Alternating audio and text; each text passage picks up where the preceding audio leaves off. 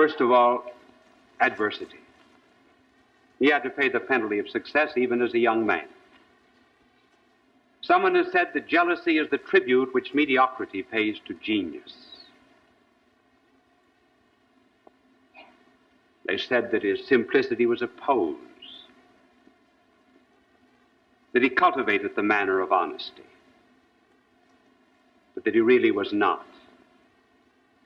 He was slandered, for example, by his political opponent Cartwright, who called him an atheist, which he was not.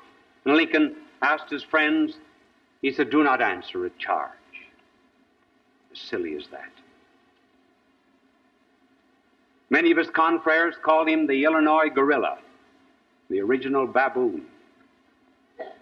Samuel B. Morse, who invented the telegraph, said that he was an illiterate without any brains. Congress at one time thought of impeaching him. He had to go before Congress once in order to defend his wife against the charge of being a spy. And after he gave the Gettysburg Address, the Chicago papers said, "The blood of every American will tingle with shame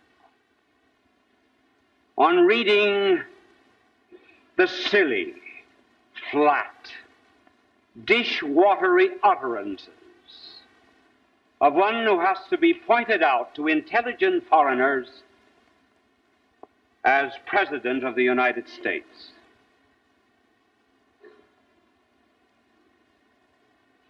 And then there were other adversities besides slander, great sorrow. When he was a young man, he fell in love with Anne Rutledge. She was only 18. She was in love, at least for a time, with a young man from the East who failed to correspond. Then Lincoln met her. She was beautiful as fresh as springtime. He asked her to marry him. They were engaged. She was taken ill, seriously. Lincoln was the only one that was allowed at her bedside. When she died, Lincoln said, "I cannot bear the thought of rain falling on her." And he used to go out and walk through the woods near the grave, muttering strange sounds, trying to recover a belief in immortality because he had read some of Voltaire and Volney. He said one day to a friend, pointing to the grave of Anne Rutledge, "My heart is buried there."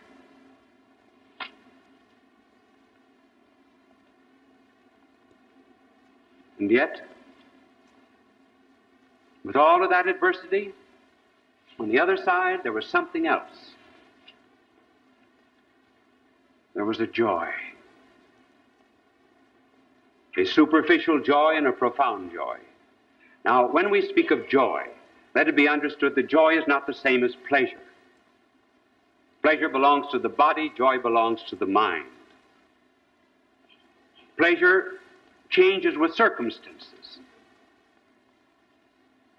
For example, we are enjoying ourselves in one place or one condition and not in another. Joy, however, is rather constant.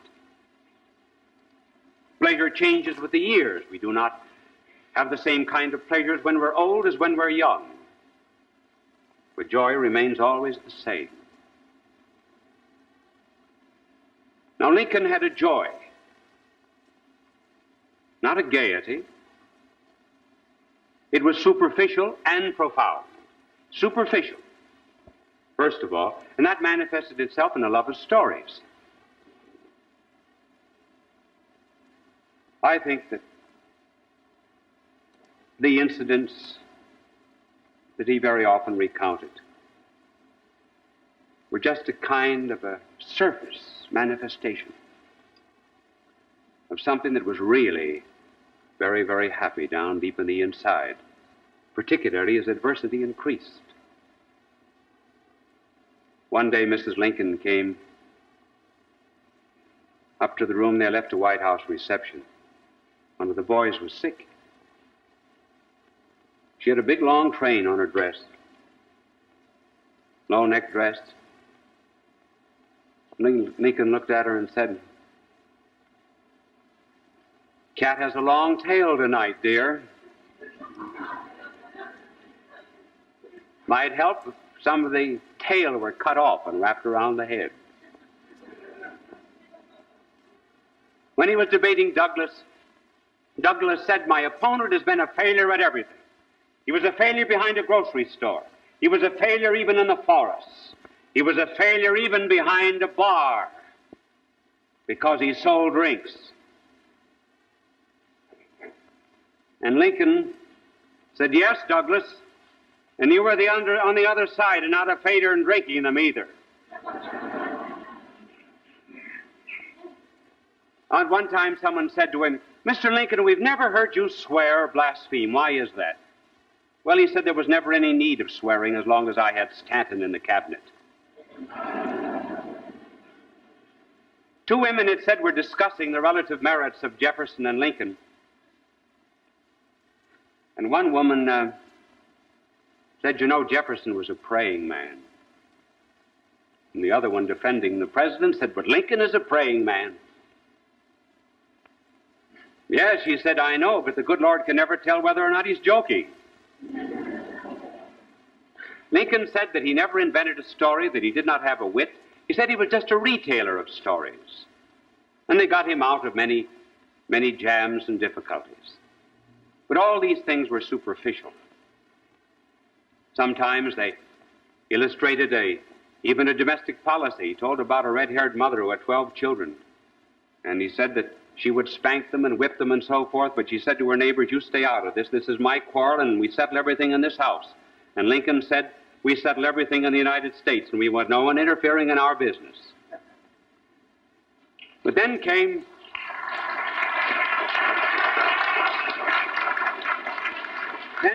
another kind of joy.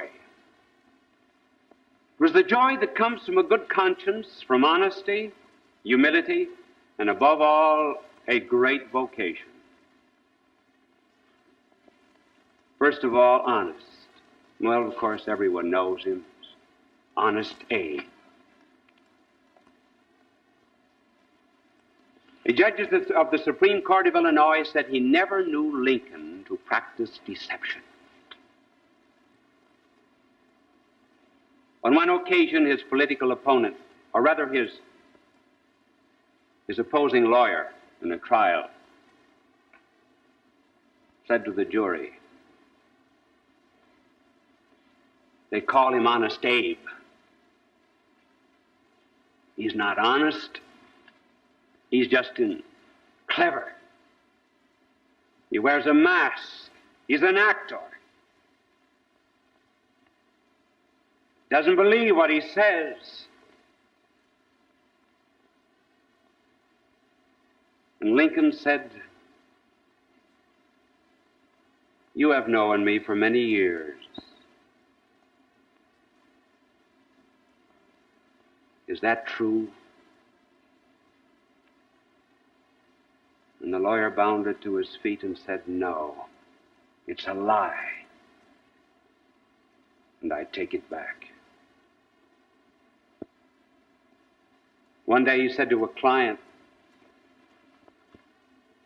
he said, "From the point of view of law, you have a case.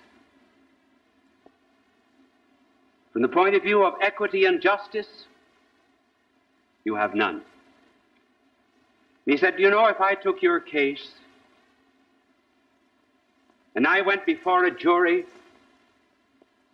my conscience couldn't be in it, and I would be saying to myself all the time that I was talking, 'Abraham Lincoln, you're a liar.'"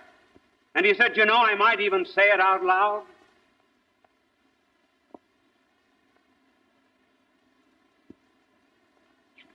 He was associated with another lawyer who charged the client $1,000.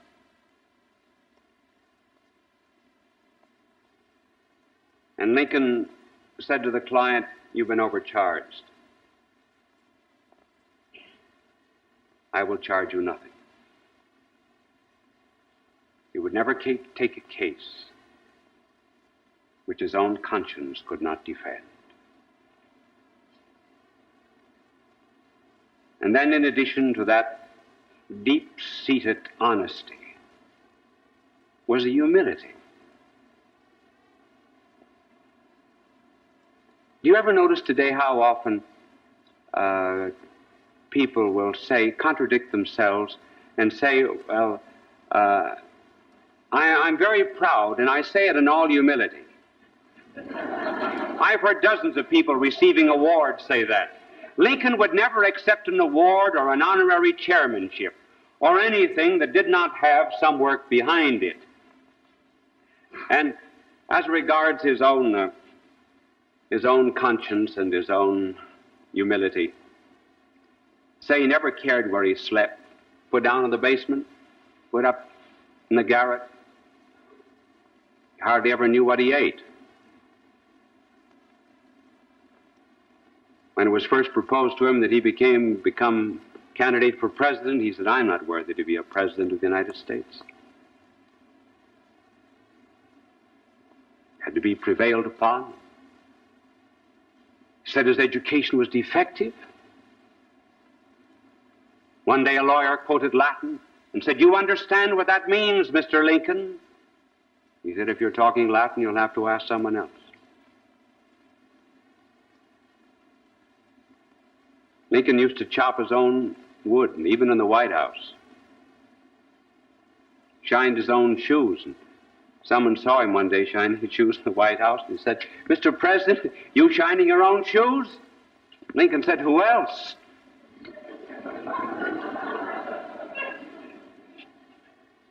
And one day, or not one day, but on many occasions, he used to annoy Mrs. Lincoln considerably because he would always open the front door for the visitors. And one day Mrs. Lincoln reprimanded him. She said there was someone there to do that. And the lady was going out, said to Mrs. Lincoln, Mary, she said, if I had a husband like that, I wouldn't care what he did. The humility was real and genuine. And as the years went on, he began to see more and more that he owed everything to a power above him. And then allied with that was a sense of a vocation, which he received very early in life, and which never seemed to leave him. He went down the Mississippi as a young man, got off in New Orleans, walked around the French Quarter, Spanish Quarter, and then came to a slave market. He went in with John Hanks. There was the auctioneer standing on a cracker box. All about the room were slaves, stripped to the waist.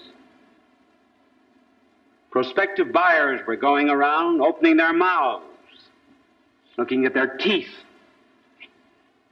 judging them like they might judge a horse. Others forced the slaves to run around the room, see if they had good wind, if they were strong enough for slave labor. And others turned lecherous eyes on the women they bought.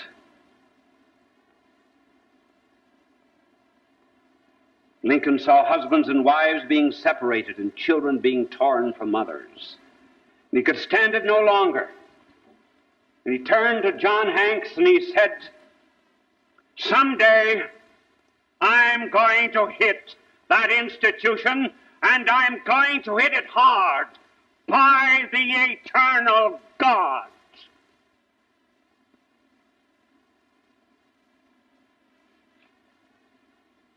Backwoodsman. And illiterate. talking about an institution that went back to 1437 when a Portuguese sold 10 slaves to someone in Portugal. And he, without any education, any background, was going to hit this institution. Why, a man who has a vocation like that is happy on the inside.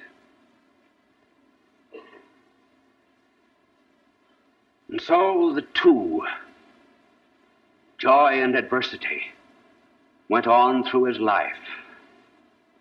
And some biographers will take the joy and make him out to be a humorist, and others will take the adversity and make him out to be melancholic. No, if you see the depth of character, you see the two fusing, because the two are not inseparable. The two can coexist. It's well to remember, for example, that the only night that our blessed Lord ever sang was the night that he went out to his death. And the greatest discourse that he ever gave on joy, and it was the only time he ever spoke on joy, was the night that he went out to die. Paul and Silas sang in prison. There's such a thing as having joy before one, therefore being able to bear any kind of adversity. And that's the making of a great character. Any man who's been through any kind of suffering and borne up under it, has seen it come from the hand of God, he has a joy on the inside that no one can take away from him. And as time went on, it was joy that came out of this adversity and this vocation. So he had a presentiment of death, certainly. He did. He dreamed about it. He dreamt about it one night in Springfield in 1860. He was on a couch. He was looking at a mirror in the far end of the room. And he saw two faces. His own, first one, clear, lifelike. The second, dull and ghastly. He got up from his couch and walked up before the mirror. And two images vanished, came back again to his couch and looked. And there was the clear one, and there was the dull one. He went to Mrs. Lincoln, and he said, "What does it mean?"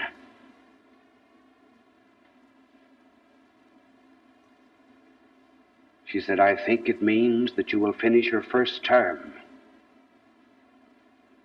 but you will die before the second."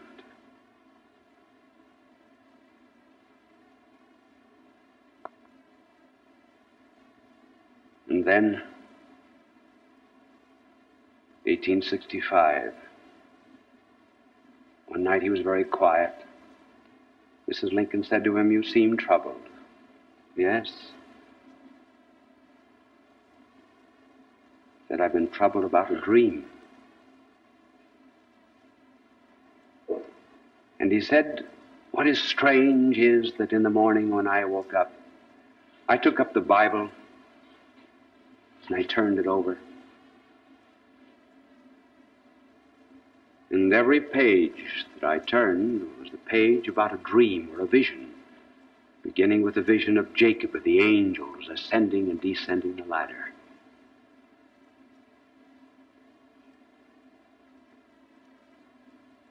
And she said, "What was the dream?" He said, "I went to bed rather sad. I was worried about reports from the front. And I fell asleep, and I was not asleep very long. When in my dream I got up and I went downstairs to the first floor of the White House. And everywhere I walked, I heard people moaning, crying, and weeping. I could see no one. I went from one room into another. Not a person was to be seen. But everywhere, like the roar of a sea, a moan and a cry was going up. I went into the East Room.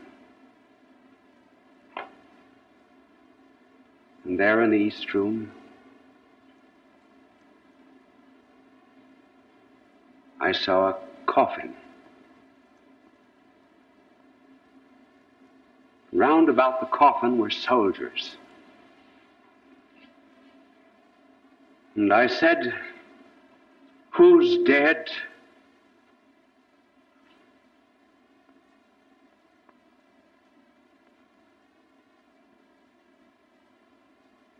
And the soldiers answered, "The President of the United States. He has been assassinated."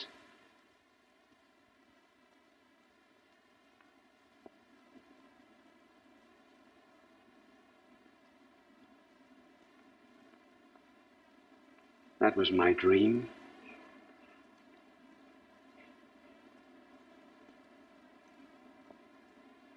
And then we come to the scene that we described. The day that he and Mrs. Lincoln were out for a ride. And she said, "You're very cheerful." He said, "This is the happiest day of my life." It was Good Friday. Good Friday, the day on which our blessed Lord... It was composed by Fritz Kreisler. I once went to Fritz Kreisler and asked him if he would compose some introductory music for this show. And he said yes. He said, "I've done many pieces that I've not yet had copyright. I will give you about 30 of those, and you choose the one you want." Well, the one I liked was entitled The Vienna March. But of course, I couldn't come out marching on the stage. So I said to Mr. Kreisler, I said, "Would you please turn it into a waltz?" That didn't mean I was going to come in waltzing either. Although I do a step backstage before I come on when I hear it. And he said, "We can't put it in waltz time. It's impossible." And I said, "But Mr. Kreisler, I can't march on the stage. Please do it in waltz time." He said, "It can't be done." Well, I said, "Sit down at the piano and try it." "No, no, no." I said, "Just 2 measures." So he sat down, played 2 measures, and he said, "See, I told you it can't be done." And with that, Mrs. Kreisler, who was sitting there, said, "Fritz is in his no mood tonight." She said, "You stay here." So Mr. and Mrs. Kreisler left the room, and they went back to another part of the apartment where there was another piano. And in a few minutes, I heard the strains of all of this coming in waltz time. And then the 2 of them came back, and Fritz said, "Yes, I will do it." You see, the lesson is never underestimate the power of a woman.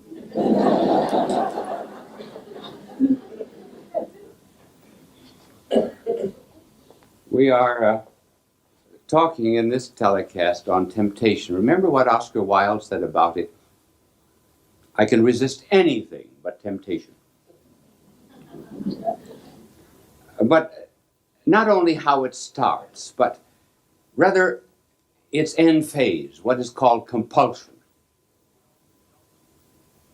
We often hear it said, "Oh, he's a compulsive drinker. He's a compulsive smoker. He's a compulsive thief." How does one become compulsive?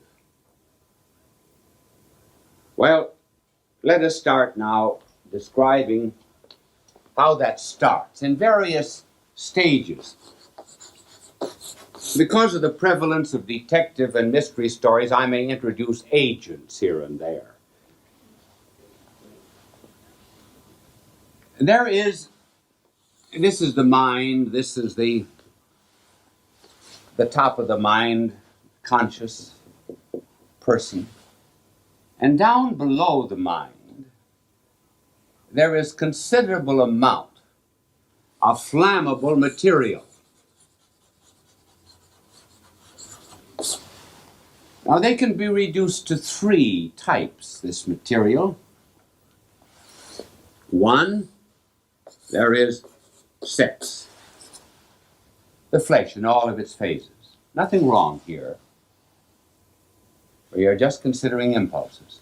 Then secondly, there is the ego, the desire for power. And then finally, outside of the body and outside of the mind, this is the mind here,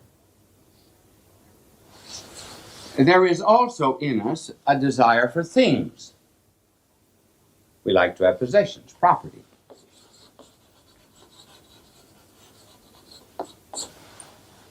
These impulses are good. If we didn't have this, we'd never have the family. If we didn't have this, we'd never have a desire for truth. We would not have students. We would not have legitimate ambition. We would not have physical and mental and spiritual perfection. And then furthermore, property. After all, our desire for property is really a desire to have some external guarantee of our inner freedom. I am free on the inside because I can call my soul my own, and I'm free on the outside because I can call something else, something that I have, my own. Now, these are good, but they can also be bad. They are perverted in some way. It's very much like fire. Fire is marvelous in a hearth, but it's not good in your bedclothes. And so, these are good in their proper place. After all, what is dirt? Dirt's nothing but matter in the wrong place. And so these can be sometimes in the wrong places, and then this might be a tiger, and this might be a lion, and this might be a pack rat.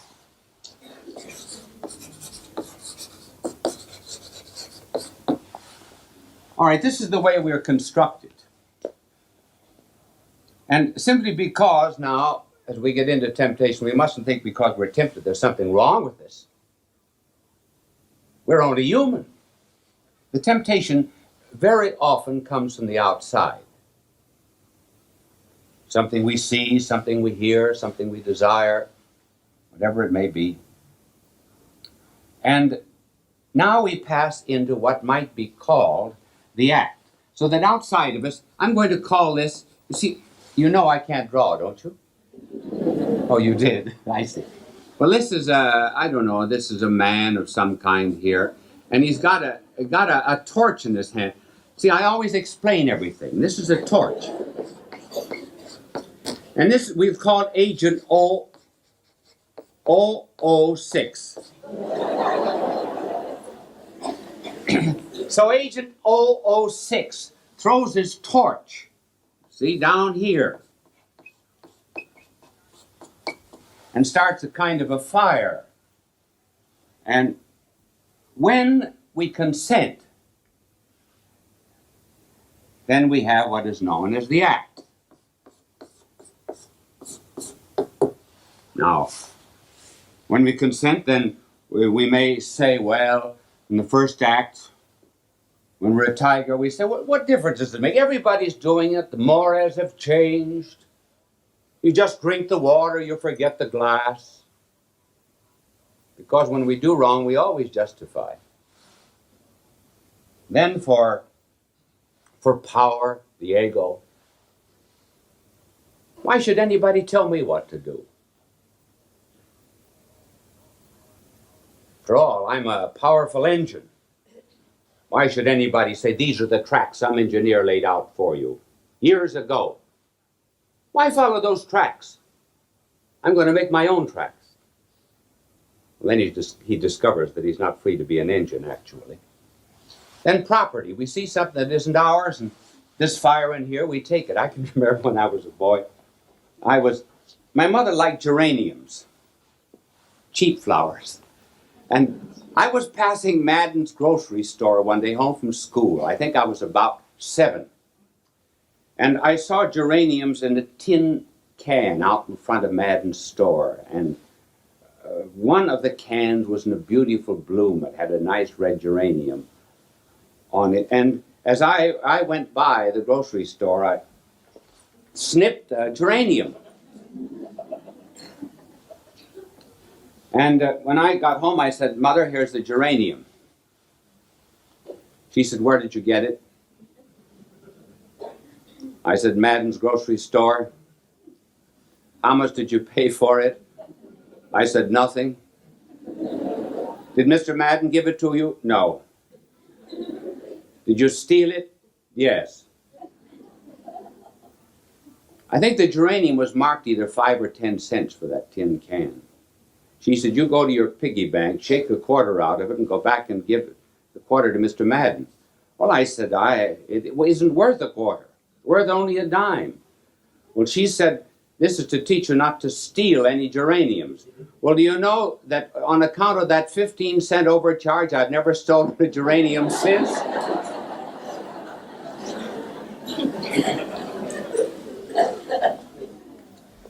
So this is the first stage, what is called the act.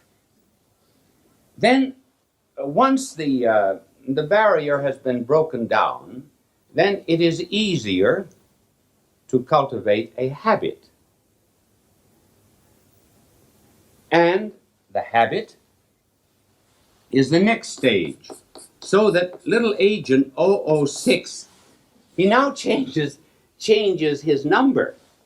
And he's now agent 066. Because now he's on the inside, and he begins to work now on the person, and just as even silken threads are very easy to break, but if you would mix together thousands and tens of thousands of them, they would make a rope that you could not possibly break. And so a habit is a result of multiple acts. In relationship to drink, it's here, let's take a drink. That's all right. Then drinking begins to be, after a while, what might be called a kind of a habit. Now, the habit is easy enough to understand. The habit is easy enough to break. But then there comes another stage. And this is the stage with which we started. It's beyond that of a habit. It happens when, for example, now a person, after, violating the due order, for example, of the flesh, would be very much like someone who broke into 2 Long Island homes a week ago, knocked at the doors, and within an hour or two assaulted 2 young mothers. And as he broke open the front door, he said, "I'm a sex maniac." In other words, he said, "I'm under compulsion. I don't know what I'm doing." That was his excuse. And then here, power turns into a kind of a tyranny. And one becomes under compulsion too, in regard to property. This is the third stage, a kleptomaniac. This really and truly happened. It sounds incredible. A woman in a New York apartment had a pet cat, and it came to the end of its 9 lives. There's no place to bury a cat in Manhattan Island. So she called up a friend of hers in Westchester, and she said, "You have a big lawn. Do you mind if I go up and bury my pet Persian cat in your lawn?" "No, sure, come up." So the woman put the cat into a shoebox. And she decided that maybe she ought to buy the friend some handkerchiefs or something, because she was giving her burial grounds. She stopped into a department store, and as she was looking at handkerchiefs, she put the shoebox alongside of the handkerchief. When she'd made the purchase, Lo and behold, the shoebox was gone. She called a floor walker. She said, I had a box here. Now it's gone. Floor walker said, don't be disturbed. Very often these kleptomaniacs, these compulsive thieves, as soon as they steal anything, they take it up to the ladies' room. So let's go up there. And there they found the box open, the dead cat there, and a woman fainted alongside of the dead cat.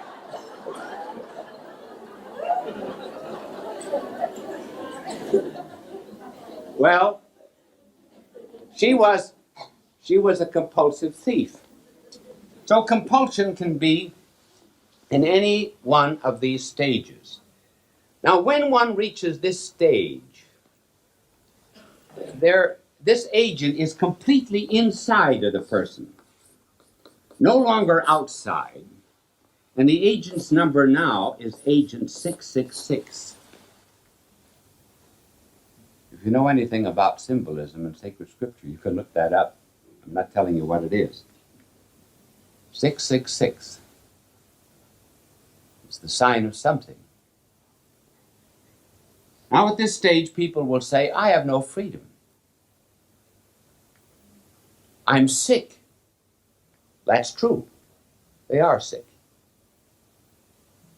But was their freedom completely destroyed? No, not completely.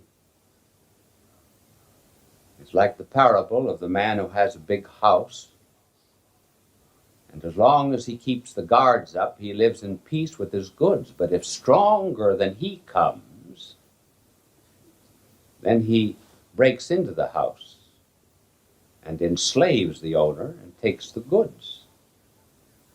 And so here there is a kind of an enslavement, a possession.